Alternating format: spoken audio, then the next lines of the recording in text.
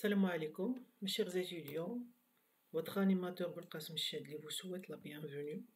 Alors nous sommes sur la partie 2 du diagramme de classe.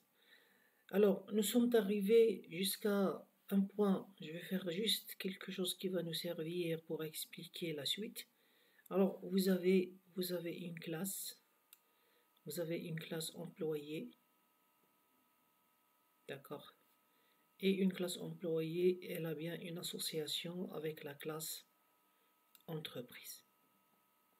Et vous allez dire un employé travaille dans une entreprise, et dans une entreprise, on va trouver un ou plusieurs employés.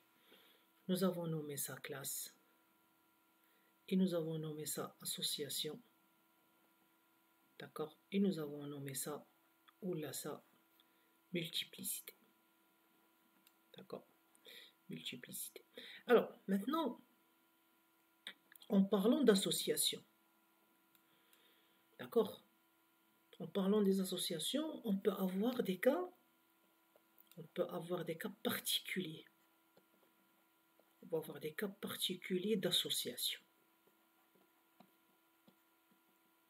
Alors, on verra quelques-uns.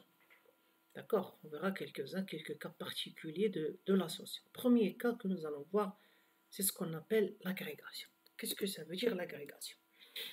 Lorsque... Bon, je vais enlever tout ça pour que vous puissiez lire. Alors, la classe A contient, regardez, des instances d'objets de la classe B. La classe A est appelée agrégat. Elle dit c'est l'agrégat. L'autre, on va l'appeler l'agrégé. L'agrégation est une association particulière, c'est un cas particulier, représenté par un losange, c'est ça. Placé du côté de l'élément agrégat. D'accord? L'agrégat, donc, vous pouvez utiliser un autre nom. Par exemple, là, on vous dit la classe A contient des instances d'objets de la classe B. Donc, c'est le composé. On ne va pas utiliser maintenant le composé parce qu'il va nous faire des ambiguïtés avec ce qui va suivre. D'accord? Donc, ici, dans A, d'accord, vous avez un ensemble d'objets, d'accord, de B. Ça, c'est l'agrégat, ça, c'est l'agrégé. Hein, d'accord? Suppression de A. Quand je vais supprimer un objet de A, ça ne veut pas dire que je vais supprimer les instances qui le composent de P. Je vous donnerai un exemple, mais ça, il faut retenir ça. Il faut retenir ça et il faut retenir ça. D'accord? On verra dans l'exemple. D'accord? Alors l'agrégat, ici, vous pouvez prendre, c'est l'agrégé. Alors, l'élément agrégé, classe B, peut être partagé, ça veut dire qu'il peut être dans plusieurs endroits. Alors, par exemple, dans un premier temps, d'accord, vous avez une équipe de recherche. D'accord? Donc, dans un premier lieu, vous allez avoir normalement une association simple. Ça veut dire qu'il n'y a pas de losange. C'est comme ça qu'on va faire. C'est comme ça qu'il faut toujours procéder. Il ne faut pas se casser la tête de trouver les agrégations au début. Alors, normalement, vous allez, par exemple, vous avez l'enseignant, ça c'est la classe enseignant, vous avez une association avec la classe équipe. Et un enseignant travaille dans zéro ou plusieurs équipes. Pourquoi zéro? Parce qu'un enseignant, il est dans un département, mais il n'appartient pas obligatoirement à une équipe. Donc là, vous avez dans une université. Et dans une équipe, normalement, dès que vous êtes équipe, il y a au moins un enseignant. Donc vous avez un ou plusieurs enseignants. Et le début, vous devez schématiser ça. Après, vous allez vous poser la question. Quelle question? Vous allez vous dire, est-ce que, d'accord, est-ce que je peux dire que une instance de équipe de recherche peut contenir, regardez, peut contenir des instances de enseignants. Ah, et là vous allez répondre par oui. Ah, vous allez dire oui, tiens, c'est vrai, hein, dans une équipe de recherche, on peut trouver plusieurs enseignants. Hein. D'accord, mais regardez, parfois il y aura des exemples, ça ne marche pas toujours. Par exemple, vous allez dire, je sais pas, par exemple, vous allez dire dans une classe, il y a des étudiants. un ensemble, là, je parle de la classe physique. Vous avez un ou plusieurs étudiants dans la classe. Un étudiant, vous allez le trouver dans une classe, par exemple. Dans la classe, vous allez trouver un étudiant. Là, vous n'allez pas dire qu'une classe, dans une classe, on trouve un ensemble d'objets d'études. Non, non, ça, le lien, il représente autre chose. Mais là, c'est véridique. Mais vous pouvez faire la même chose. Pardon, vous pouvez faire la même chose, mais la même chose, vous allez le faire. D'accord, vous pouvez faire la même chose, mais la même chose, vous allez le faire avec, je vais vous donner un autre exemple, vous allez voir, vous dire, ouais, oui, ça c'est vrai, hein. Ça c'est vrai, vous allez voir, vous allez vous dire je vais parler d'étudiants et je vais parler de filière. D'accord? Un étudiant est dans une filière, vous allez trouver plusieurs étudiants. Est-ce que dans une filière, il y a beaucoup d'instances d'étudiants? Est-ce que dans une filière contient beaucoup d'instances d'une filière d'étudiants? Oui. Comme là, on a répondu avec oui. Ça veut dire que vous avez le droit d'aller faire le petit coin là. D'accord? Vous avez le droit d'aller faire le petit coin là. D'accord? Je sais, je vais tout effacer. C'est pas grave. D'accord? Voilà. Donc là, vous avez le droit d'aller faire le petit coin. Ici, vous allez mettre comme ça. Vous allez mettre le petit losange. Comme maintenant, on a fait le petit losange. Mais faites très attention, un losange qui n'est pas rempli à l'intérieur. Parce que rempli à l'intérieur, ça veut dire autre chose. D'accord? Par exemple. Mais là, on verra. Là, je vais le garder pour le deuxième exemple. Mais ce que je vais vous expliquer, je vais le dire maintenant. Par exemple, vous avez d'abord l'équipe de recherche. Supposons que l'équipe de recherche elle a fini ses travaux. L'équipe de recherche A, elle a fini ses travaux et ça y est, on va l'arrêter. Donc il n'y a plus de l'équipe de recherche. Est-ce qu'on va supprimer? Donc on va supprimer l'équipe de recherche.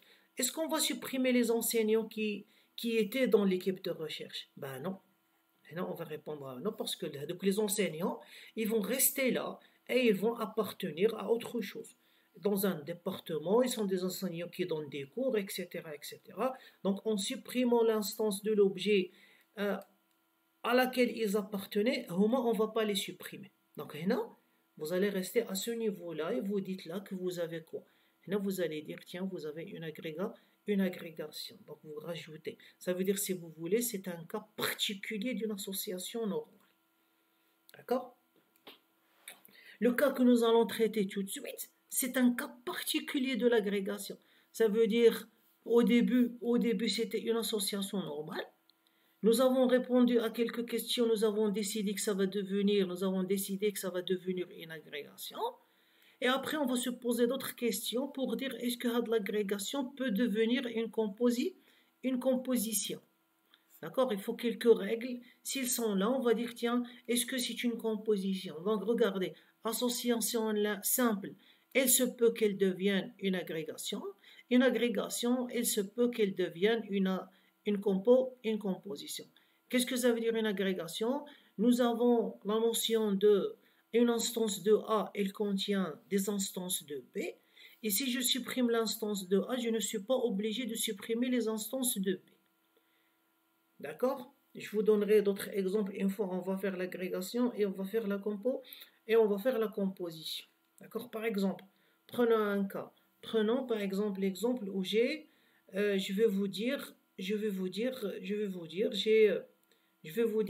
classe. D'accord? Je vais vous dire j'ai une chambre. Pardon. J'ai une chambre. D'accord? J'ai une classe chambre dans une maison qui se compose d'un ensemble de murs. D'accord? Dans une chambre, je trouve au minimum 3 murs. Il y a 3 ou plusieurs murs. Et un mur, mais là faites attention. Un mur, il peut entrer il peut appartenir à une ou plusieurs chambres. Regardez si vous, par exemple, vous avez ça, c'est une chambre. Ça, c'est chambre 1. Vous pouvez avoir, par exemple, ça c'est chambre 2 et ça c'est chambre 3. Le mur il appartient à chambre 1, il appartient à chambre 2, il appartient à chambre 3. Si vous supprimez d'abord chambre 1, est-ce que obligatoirement vous avez supprimé le mur? Non, le mur il est toujours là, donc vous allez pouvoir dire D'accord? Vous allez pouvoir dire de quel côté. Vous allez pouvoir dire de côté chambre. Ici, de côté chambre, vous pouvez faire un losange, d'accord? Un losange vide et mettre la multiplicité au-dessous, d'accord?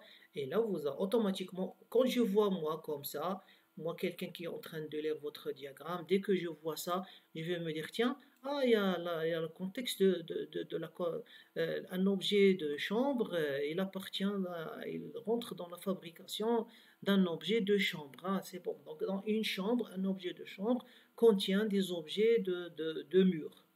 D'accord. Mais ce que nous allons voir tout de suite, là, on va être très attention, une composition est une association. Dans les deux classes, il y a la classe composite et l'autre la classe composante. D'accord. Alors, nous avons toujours la notion de conteneur. Nous avons toujours la notion qu'un objet d'une classe A, il contient des objets de la classe B. Ça veut dire comme l'agrégation. Mais là, c'est plus spécifique. Pourquoi c'est plus spécifique? Parce que quand vous allez supprimer A, automatiquement, quand vous allez supprimer A, vous allez supprimer B. C'est ça l'exemple que je vous ai dit tout à l'heure. Par exemple, vous avez un étudiant, et un étudiant, c'est un ensemble de, par exemple, de filières. D'accord? Vous allez me dire, un étudiant, il est dans une filière, et la filière, elle contient un ou plusieurs étudiants. Alors vous allez me dire, oui, c'est une agrégation. Oui, c'est une agrégation parce que dans une filière, vous avez plusieurs étudiants. Mais si je supprime la filière, je dois supprimer tous les étudiants qui appartiennent à la filière. Ça, c'est très fort. Hein? Se regarder, ça, c'est très fort. C'est très fort parce qu'une fois que vous supprimez l'objet, vous allez supprimer ses composantes. D'accord? Alors, vous allez supprimer toutes ces composantes. Donc, ce n'est plus une agrégation simple, mais ça va devenir une composition. D'accord? Ça va devenir une composition. Et là, on verra, je vais vous donner tout à l'heure des petits astuces qui vont vous aider à détecter est-ce que vous avez la composition ou pas. D'accord? Alors, l'extrémité de la cardinalité dans composition côté composite veut toujours, d'accord, veut toujours 0 ou 1, mais souvent c'est 1. Regardez, ici vous avez 1. Si on reprend l'exemple les chambres avec les murs, les chambres avec murs, vous avez dit qu'un mur, il appartient à une ou plusieurs chambres. Et non. Et nous avons dit, tiens, c'est une agrégation. Et c'est pas la peine de se poser la question, est-ce que c'est composition? C'est même pas la peine. Et là, parce que quand vous avez une multiplicité A ou plusieurs, ça veut dire que vous êtes en train de dire que le mur, il rentre dans la composition d'une ou plusieurs chambres. Ça veut dire que si je supprime une chambre, automatiquement le mur, il peut rester dans la composition d'une autre chambre. D'accord? Donc, quand vous avez une multiplicité, regardez bien, côté composite, hein, côté agrégat. Le côté agrégat, le composite, si vous avez une multiplicité qui est différente de 1, d'accord, ce n'est plus la peine de se poser la tête parce que c'est une composition. Mais normalement, regardez les étapes. Au début, c'était un étudiant avec une filière. C'était comme ça. C'était une association simple. Vous aviez un ou plusieurs, vous avez un.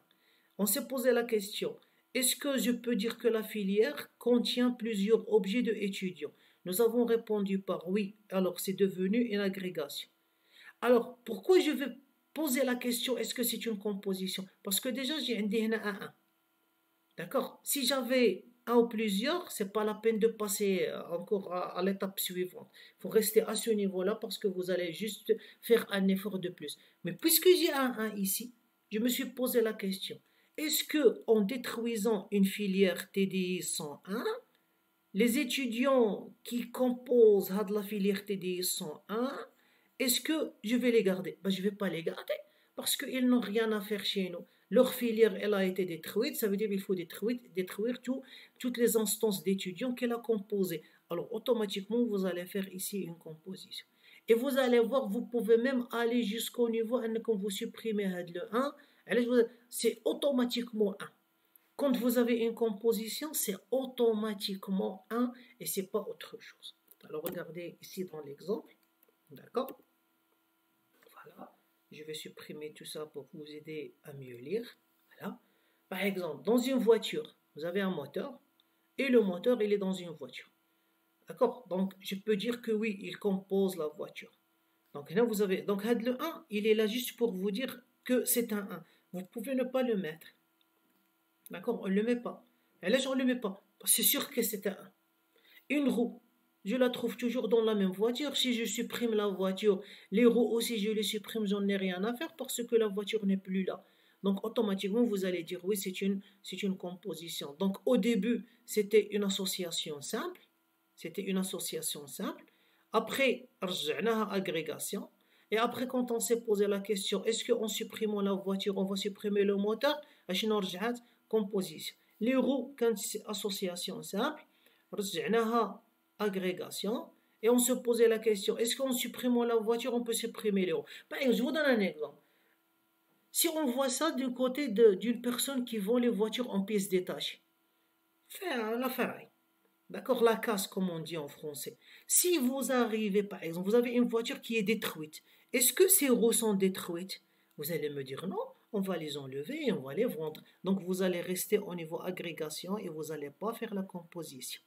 Et vous allez dire que la roue, même si la roue, elle rentre dans la composition d'une seule voiture, mais ce n'est pas une composition. Pourquoi, monsieur, c'est pas une composition? Parce que si je détruis la voiture, je ne vais pas détruire les roues, je vais garder les roues. D'accord? Donc, faites très attention à cette succession. Commencez toujours par une association simple. Posez la question pour agrégation. Si c'est une agrégation et vous avez une multiplicité 1, alors vous posez la question, est-ce que ça peut être une composition? Ok?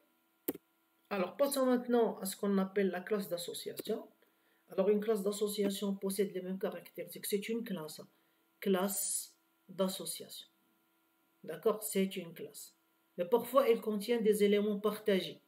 D'accord? Entre deux autres classes, je vais vous montrer dans un exemple. Lors de la conception, une classe d'association peut être remplacée par une classe intermédiaire. Je vais vous expliquer ça. Par exemple, vous avez un enseignant qui va évaluer un élève. Et il lui faut, par exemple, si vous mettez la date, d'accord, si vous mettez la date de l'évaluation ici, c'est pas bon, ça veut dire que le formateur, il va toujours donner toutes les évaluations dans la même date. D'accord? Et si vous mettez l'évaluation, vous mettez la date ici, ça c'est un attribut. Ça veut dire que vous allez dire que l'élève, il passe toujours toutes ses évaluations dans la même date. C'est pas vrai. L'élève, il passe une évaluation en fonction de ce que va lui dire son enseignant et la durée. Donc, les deux attributs ne peuvent être schématisés ni là, ni là. Par exemple, je vous donne un exemple. Vous avez, par exemple, des produits et vous avez, par exemple, une classe commande. D'accord? Ou bien, je vais vous donner quelque chose que par exemple, ici.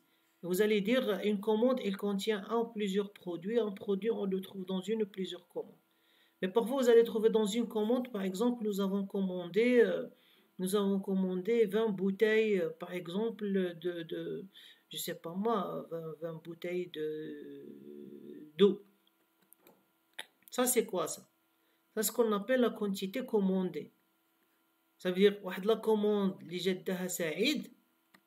une commande du Saïd, il a pris 20 bouteilles d'eau. Voilà, quand Ali il est venu, lui, il a pris 15 bouteilles d'eau. Ça veut dire on parle là toujours de la quantité commandée dans une commande. Elle ne peut pas être là comme elle ne peut pas être là. Si vous mettez la quantité commandée, ça veut dire que toutes les commandes ils vont avoir la même quantité commandée. Et si vous mettez la quantité, ça veut dire que toute personne qui va venir commander, elle est obligée de prendre la même quantité. Donc ça ne marche pas. Donc là, vous avez besoin de où est-ce que vous devez mettre la quantité commandée. Puisque nous sommes dans un diagramme de classe, un attribut doit toujours se trouver dans une classe. Alors ici, vous faites quoi? Alors ici, vous rajoutez une classe que vous allez nommer quelque chose et elle sera entre deux classes. C'est pour ça qu'elle s'appelle une classe d'association. C'est une classe qui va contenir des attributs qui appartiennent les deux classes en même temps. D'accord? C'est ça ce qu'on appelle classe d'association. Je vais vous expliquer qu'est-ce que ça veut dire. Alors, regardez, vous pouvez faire comme ça. Je vais mettre une schématisation. Hadi formata. Vous pouvez faire élève maintenant. Et à l'intérieur, vous pouvez mettre comme ça. Je vais mettre quelque chose qui est différent. Je vais mettre évaluation. Hadi. c'est elle qui contient la date et la durée. Et là, regardez ce que je vais faire. Je vais changer de couleur. Et là, vous allez mettre ça et ça. Alors, faites très attention, c'est pas la même chose. Vous allez dire dans une évaluation, vous avez un seul élève. Un élève, il est dans 0 ou plusieurs évaluations. Dans une évaluation, vous avez un prof, d'accord? Et dans une évaluation, pardon, dans une évaluation, vous avez un prof. Et un prof, on le trouve dans une ou plusieurs évaluations. D'accord? Donc regardez très bien, ça c'est étoile. Hadi ou hadi, c'est pas la même chose. Ici, vous avez mis évalué comme classe d'association. Et là, vous avez mis évalué comme classe intermédiaire. Laquelle elle est la plus juste, c'est pas grave, toutes les deux sont bonnes. D'accord? Il faut simplement savoir que ça s'appelle une classe d'association. Et ça, c'est une classe normale qui joue ici un rôle d'une classe intermédiaire. C'est en fonction de la schématisation.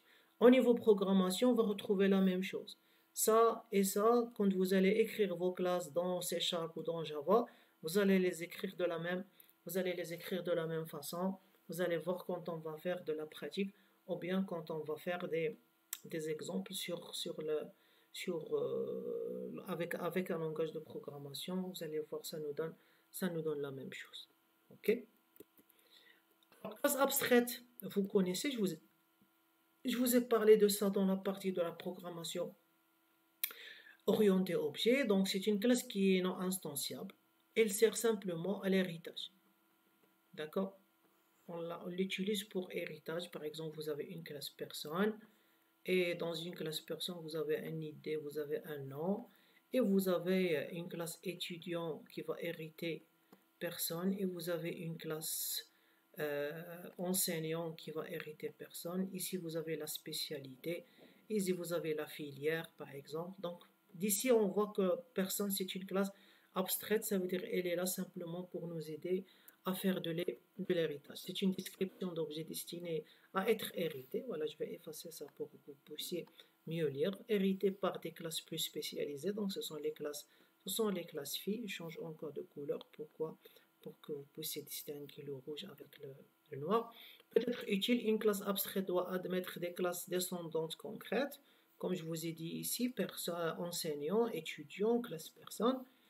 Représentation UML, donc soit vous allez, d'accord, pardon, voilà, on va voir tout ça dans les deux. Je vais vous parler, pardon, exemple, voilà, regardez, là il est en italique. D'accord? Ou bien vous pouvez écrire en dessous de forme géométrique abstract. D'accord? Avec stéréotype. D'accord? Voilà, par exemple, regardez. Donc, soit vous mettez abstract, soit vous mettez l'écriture en italique. Bien sûr, de la même façon, comme nous avons ce qu'on appelle des classes abstraites, nous avons des méthodes abstraites. Une opération abstraite est une opération n'admettant pas d'implémentation au niveau de la classe dans laquelle elle est déclarée. Si vous vous rappelez, je vous ai dit une méthode abstraite, c'est une méthode, d'accord, qui a un nom, d'accord, M1, il peut avoir des arguments, des paramètres, mais vous ne mettez pas les accolades, vous mettez un point virgule. À quoi elle sert? Vous allez obliger, c'est-à-dire normalement elle se trouve dans une classe mère qui est abstraite.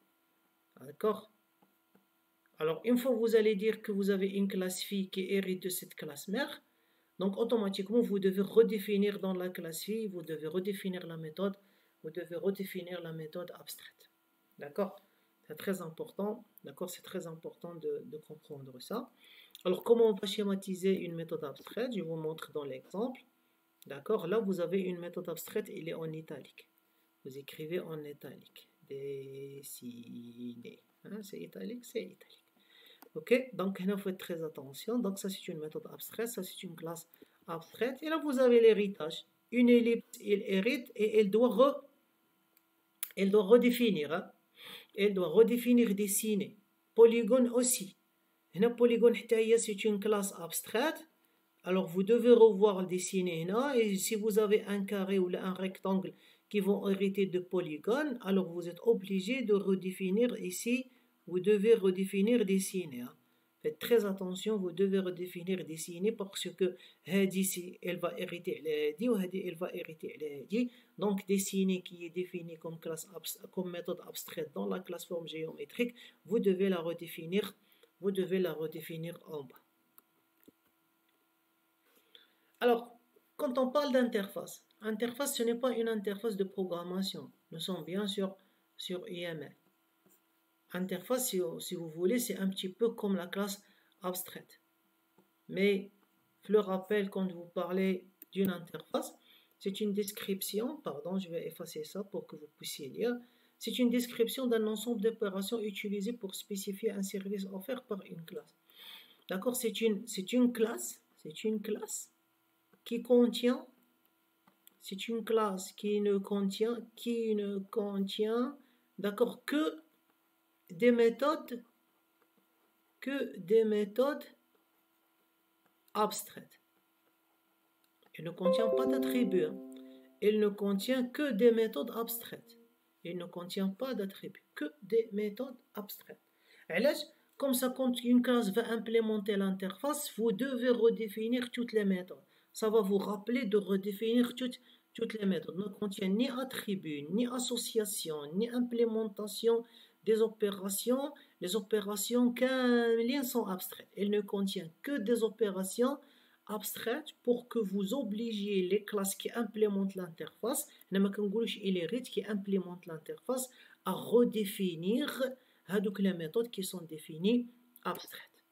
Une classe réalisant une interface, qui implémente, on dit aussi qui implémente, implémenter une interface. Une classe qui implémente l'interface doit soit implémenter les opérations de l'interface, soit définir des opérations de l'interface comme des opérations abstraites. C'est-à-dire vous pouvez les définir comme abstraites pour que les autres classes filles puissent les redéfinir. Donc ça, c'est l'objectif. Vous avez des méthodes abstraites dans l'interface. Si vous avez une classe qui implémente l'interface, vous devez obligatoirement redéfinir toutes les opérations de l'interface. Représentation AML, classe ayant le stéréotype interface. Donc soit on va faire ça, d'accord, soit on va faire ça, d'accord, ou bien on va faire comme ça. Ça, c'est un petit cercle. Je vais vous montrer ça dans l'exemple pour faire référence à une interface utilisée dans la classe. Ok. Donc là, vous revenez sur le cours de la programmation orientée objet et vous allez voir qu'on parle de l'interface comme quoi c'est une classe qui contient un ensemble de classes abstraites qui doivent être redéfinies obligatoirement. Si vous voulez chercher un peu plus, c'est pour concrétiser plus ou moins ce qu'on appelle l'héritage, d'accord, l'héritage multiple. L'héritage multiple, d'accord, qui est interdit dans Java et C#. C'est quelque chose qu'on trouve dans C++ et on ne trouve pas dans les autres langages. D'accord? Ça, c'est, si vous voulez, pour faire une sorte d'héritage multiple, en Java et C#, on utilise les interfaces. En C++, vous pouvez avoir une classe fille qui hérite de plusieurs classes, Mais je parle de ça aussi dans mon cours de la programmation orientée objet pour mieux éclaircir la notion d'interface. Vous avez un exemple, ça c'est une interface, ça c'est une interface. Mais regardez, on utilise, réalise. D'accord? Si par exemple ici vous avez une méthode qui s'appelle M1, bien sûr qui est abstraite, l'entreprise doit obligatoirement avoir une méthode qui s'appelle M1. Client aussi doit obligatoirement avoir une méthode qui s'appelle M1. Si ici dans assurance vous avez une méthode qui s'appelle M2, dans banque vous devez avoir une méthode qui s'appelle M2, pardon. M2. Et dans client, vous êtes obligé d'avoir une méthode qui s'appelle M2. D'accord? C'est obligé. C'est obligé parce que là, vous êtes en train de dire que ça, c'est des interfaces. Il utilise de l'interface. Ou il réalise ou là, il utilise de l'interface. Donc, elle doit redéfinir et implémenter les méthodes qui sont écrites ici ou bien ici. D'accord? Bon, là, vous avez un petit exemple récapitulatif. Vous avez un client qui peut faire des réservations. Un vol, une réservation concerne un vol, d'accord? Un vol, c'est un vol d'une compagnie d'une compagnie aérienne, ou bien on peut avoir 2 ou 5 compagnies aériennes qui vont avoir le même vol. Si par exemple dans un vol, vous parlez toujours d'un aéroport de départ, vous parlez d'un aéroport d'arrivée, et vous parlez d'un aéroport qui est escale. De toute façon, j'ai un cas très détaillé comme ça que je vais vous donner plus tard comme exercice et que je vais corriger avec vous, et ça va vous donner plus de clarté au niveau diagramme de classe. Mais ce que je vous conseille, c'est que vous devez d'abord suivre un petit peu la notion de l'orienté objet dans mes vidéos programmation orientée objet, pour avoir une idée un peu plus claire, et pour être dans le bain quand nous sommes en train de parler classe, d'accord, et objet dans UML. Là, vous avez un autre exemple. Là, par exemple, normalement, ça, c'est une classe abstraite, c'est sûr. Elle est abstraite, d'accord? Regardez, elle est en italique. Étudiant, il va hériter personne, et enseignant, il va hériter personne. D'accord? Ici, entre enseignant et étudiant, vous avez une classe d'association cours. Je peux modifier classe d'association cours par une classe intermédiaire ici. Regardez, ici, vous avez une agrégation qui est tout à fait logique, parce que dans un département, nous avons un ensemble d'enseignants, mais ce n'est pas une composition, parce qu'en supprimant le département, je ne supprime pas l'enseignant. Équipe de recherche, nous l'avons expliqué tout à l'heure. D'accord? Dans un département, vous avez un ensemble de filières. Normalement, là, c'est une filière, et quand elle appartient à un seul département, oui, c'est une composition, parce qu'en supprimant un département, je vais supprimer toutes ces filières. C'est tout à fait logique. Et je peux ne pas mettre le 1, d'accord? D'accord, c'est pas la peine, parce que c'est sûr que c'est un. C'est sûr que c'est un 1. Ok? Très bien. Voilà. Je vous remercie. Votre animateur, Qasim Chadli, vous remercie de votre patience, et j'espère que la vidéo vous a plu. N'oubliez pas de vous abonner et de nous encourager avec vos likes. À la prochaine vidéo, Inch'Allah. Merci beaucoup.